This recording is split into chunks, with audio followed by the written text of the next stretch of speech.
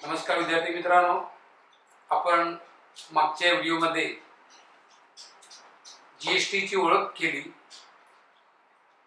आणि जीएसटी म्हणजे काय, त्याचप्रमाणे जीएसटी इन, पॅन कार्ड वगैरे या ज्या मूलभूत गोष्टी त्यावर आपण विचार केला, त्यावर काही उदाहरणं पाहिली. प्रत्यक्ष व्यापार करताना जो जीएसटी कसा द्यावा लागतो या बाबीचा विचार आपण या व्हिडिओमध्ये करणार आहोत. आपल्या सर्वांना कल्पना आहे, सुरुवातीला वस्तूचं उत्पादन कुठेतरी कारखान्यात होतं, तो कारखानदार होतो, तो नंतर घाऊक व्यापाराला विकतो, घाऊक व्यापारी त्यानंतर तो किरकोळ व्यापाराने विकतो, किरकोळ व्यापारी नंतर गिराईकांना विकतो. तर या ठिकाणी जेव्हा विकण्यासाठी व्यापार होतो त्याला बिझनेस टू बिझनेस म्हणतात, पण जेव्हा खरेदीसाठी व्यापार स्वतःसाठी आपण व्यापार करतो तेव्हा त्याला B2C म्हणतात. B2B म्हणजे दोघंही व्यापाराच्या दृष्टीने व्यवहार करतात आणि B2C पहिला आहे तो विकण्याच्या दृष्टीने व्यापार करतोय, पण दुसरा तो कंझ्युमर आहे, त्यानंतर देवाणघेवाण होत नाही. आता या ठिकाणी एकाच कारखान्याने विकला, तो घाऊक व्यापारी जेव्हा कारखानदाराकडून घेतो तेव्हा त्याला स्वतःला कारखानदाराला काही टॅक्स द्यावा लागतो. या टॅक्सला म्हणतात इनपुट टॅक्स. आणि हा जो घाऊक व्यापारी जेव्हा किरकोळ व्यापाराला विकतो तेव्हा घाऊक व्यापारी हा किरकोळ व्यापाराकडून टॅक्स घेतो, याला म्हणतात आउटपुट टॅक्स. मी विद्यार्थी मित्रांना समजण्यासाठी साधा शब्द वापरलेला आहे. वस्तू जेव्हा आपल्याकडे इन होते, आपल्या हातात जेव्हा येते तेव्हा इनपुट टॅक्स, आणि वस्तू जेव्हा आपल्याकडून दुसऱ्याकडे जाते म्हणजे आपण विकतो त्याला म्हणायचं आउटपुट टॅक्स. आणि या दोघांमधला फरक म्हणजे गव्हर्नमेंटला द्यावा लागणारा जीएसटी, त्याला ITC असं पण म्हणतात, इनपुट टॅक्स क्रेडिट. आता याच वस्तूवर जेव्हा घाऊक व्यापारी किरकोळ व्यापाऱ्याला विकेल तेव्हा घाऊक व्यापाऱ्याने जो दिलेला टॅक्स आहे तो आउटपुट टॅक्स आता इनपुट टॅक्स होतो, आणि किरकोळ व्यापारी जेव्हा एखाद्या दुकानदाराला विकतो किंवा दुकानदाराकडून घेतलेला टॅक्स हा आउटपुट टॅक्स होतो. याच्यातला जो फरक आहे तो गव्हर्नमेंटला जातो. त्यानंतर दुकानदार यांनी जो किरकोळ व्यापाराला टॅक्स दिलाय तो झाला इनपुट टॅक्स, आणि दुकानदार जेव्हा गिराईकाला देतो, जेव्हा गिराईकाकडून घेतलेला टॅक्स आहे त्याला म्हणतात आउटपुट टॅक्स. हा याच्यातला फरक आहे तो जातो गव्हर्नमेंटकडे. अशा पद्धतीने या चेन मध्ये 3 वेळा गव्हर्नमेंटला टॅक्स गेलेला आहे. आपण ते उदाहरण पाहणार नाही, पण एवढे निश्चितच आहे, व्यवहारामध्ये व्यापारामध्ये खरेदी किंमतपेक्षा विक्री किंमत मोठी असते, त्याच्यामुळे खरेदी करताना द्यावा लागणारा टॅक्स हा संख्येने लहान असतो.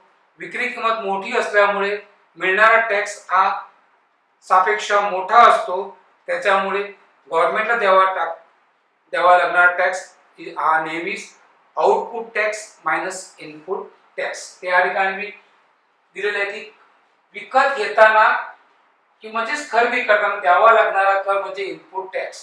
इन शॉर्ट, वस्तू आपल्या हातात येते, इन झालंय, आणि विकताना म्हणजे विक्री करताना द्यावा लागणारा टॅक्स वस्तू आपल्याकडून आउट होते म्हणून आउटपुट टॅक्स, आणि जीएसटी बरोबर output tax minus input tax. आता सराव संच 4.2 चे आपण काय उदाहरण बघूया.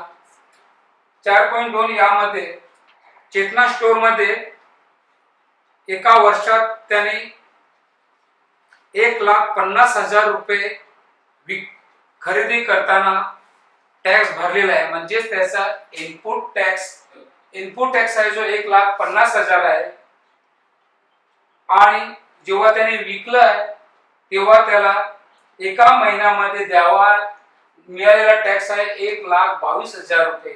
साहजिकच देय जीएसटी आहे output tax minus input tax म्हणजे 1,22,000 मायनस 1,05,000 रुपये. म्हणजेच गव्हर्नमेंटला द्यावा लागणारा जीएसटी हा 22,000 आहे. या देय जीएसटीला देय आयटीसी असं पण म्हणतात, इनपुट टॅक्स क्रेडिट, कारण तो नंतर दुसऱ्या व्यवहारामध्ये त्याला पुन्हा मिळत असतो. दुसऱ्या उदाहरणामध्ये नजमा नावाच्या एका प्रॉपर्टायराने वस्तू विकत घेतल्या तेव्हा त्याला 12,500 रुपये टॅक्स द्यावा लागला आणि तेव्हा त्याने विकला तेव्हा त्याला 14,750 रुपये टॅक्स मिळाला. म्हणजे इनपुट टॅक्स होता 12,500 आणि आउटपुट टॅक्स होता 14,750. म्हणजेच त्या नजमाला जो जीएसटी द्यावा लागला, जो आयटीसी द्यावा लागला, तो म्हणजे output tax minus input tax is equal to 14,750 वजा 12,500 म्हणजेच त्याला 2,250 रुपये देय जीएसटी किंवा जीएसटी भरावा लागला. या तिसऱ्या उदाहरणामध्ये अमर एंटरप्राइजने काही चॉकलेट सोर्स विकत घेतला आहे. तो विकत घेताना त्याला द्यावा लागणारा जीएसटी आहे 3,800 रुपये. नंतर तो चॉकलेट सॉस हा त्याने अकबरी ब्रदर्सला विकला आहे. विकताना त्याला मिळालेला जीएसटी आहे 4,100 रुपये. त्यानंतर त्याने अकबरी याने मन्या फूड सेंटरला तोच विकला आहे तेव्हा त्याला मिळालेला जीएसटी हा 4,500 आहे.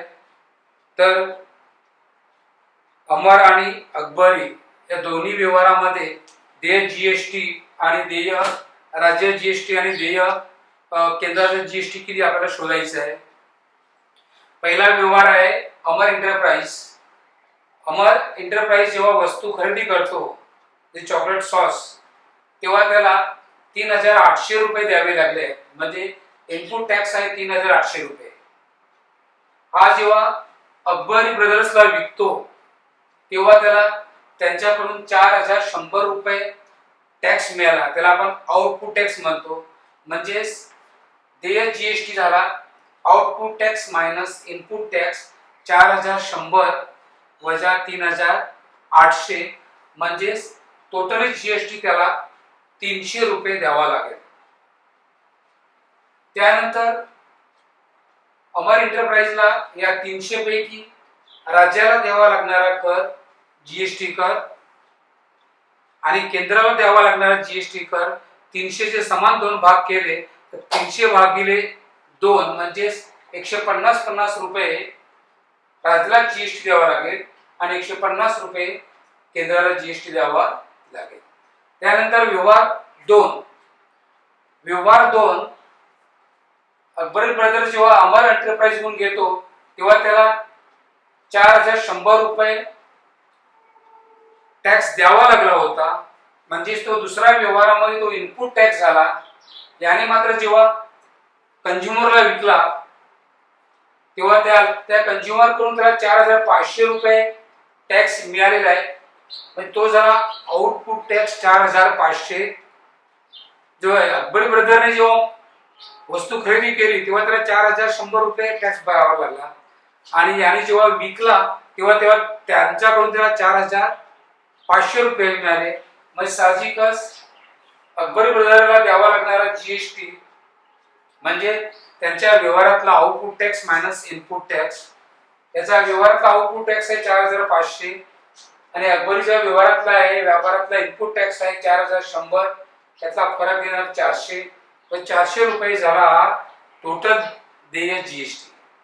आता अकबरी ब्रदर्सला द्यावा लागणारा राज्याचा जीएसटी आणि केंद्राचा जीएसटी त्याने दिलेला जीएसटीचा निमपट तो एकूण जीएसटी आहे 400.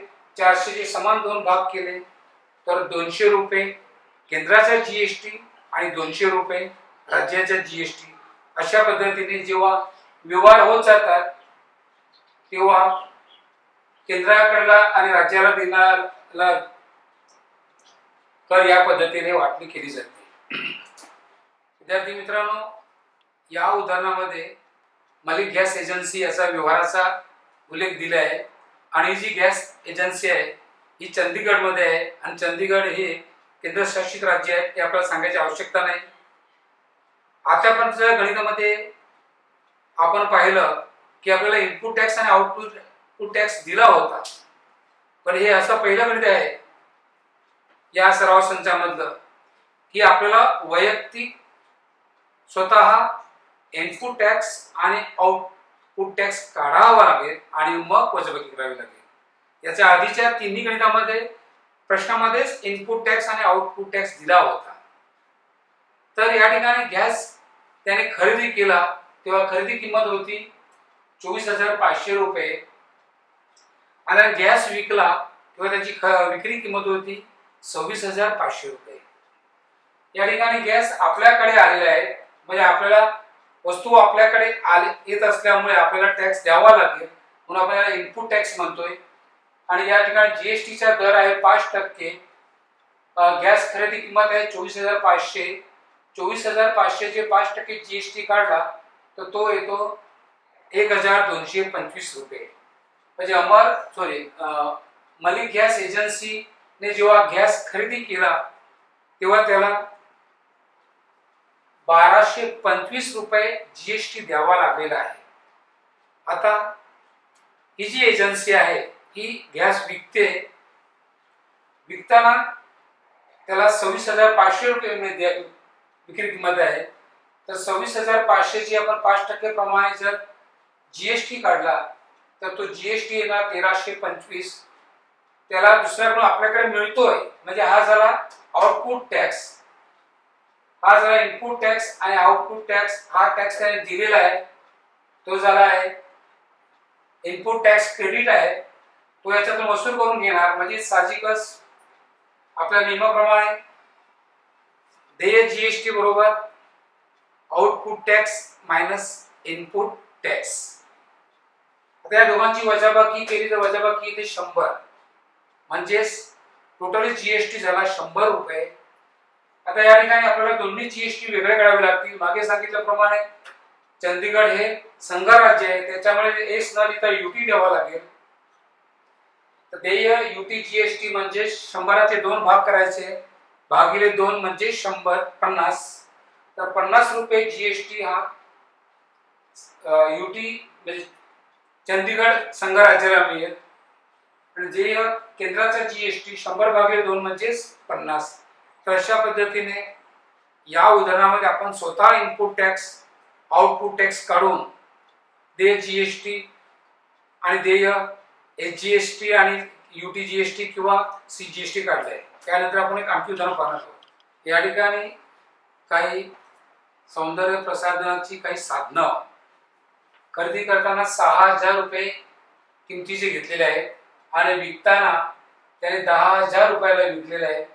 प्रश्नामध्ये जीएसटीचा दर 18% आहे, तर राज्याचा जीएसटी आणि केंद्राचा जीएसटी किती?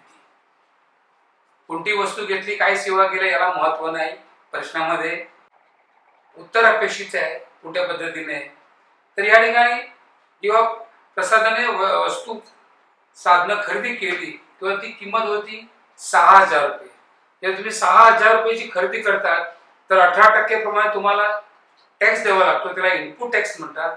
आणि तेच वस्तू ती साधनं 10,000 ला विकलेली आहे तेव्हा टॅक्स द्यावा लागतो, त्याला आउटपुट टॅक्स असं म्हणतात। तर या ठिकाणी आपण बघूया खरेदी करपात्र किंमत आहे 6,000, जीएसटीचा दर आहे 18%, तर इनपुट टॅक्स होतो 6,000 गुणिले 18%। 18% या दोन्ही ठिकाणी जर आपण 2-2 शून्य घालवली तर आपल्याकडे शिल्लक राहतं 60 आणि 18, आणि हा जो गुणाकार केला तो येतो 1,080 रुपये। म्हणजेच ती जे पार्लर आहे त्याला प्रसाधन वस्तू घेताना प्रॉडक्ट घेताना 1,080 रुपये जीएसटी द्यावा लागलेला आहे। ती सर्व प्रॉडक्ट त्याने 10,000 ला विकलेली आहे। विक्री करताना कंझ्युमर कडून त्याला 18% प्रमाणे 1,800 रुपये जीएसटी मिळालेले आहे। त्यामुळे देय जीएसटी ठरला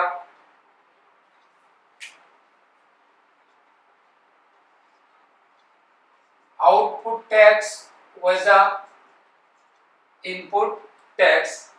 आउटपुट टॅक्स आहे 1800 रुपये, इनपुट टॅक्स आहे 10,080 आणि ही वजाबाकी येते 720 रुपये. हा झाला टोटल जीएसटी.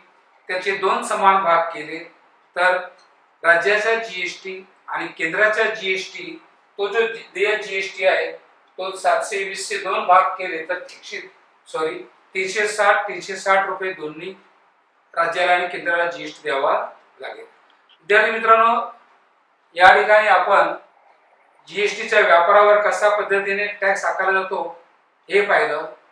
त्याचा पुढच्या व्हिडिओमध्ये शेअर्स म्हणजे काय, शेअर्सचे प्रकार आणि खरेदी करताना आपल्याला काय करावं लागतं याचा अभ्यास करणार आहोत. धन्यवाद.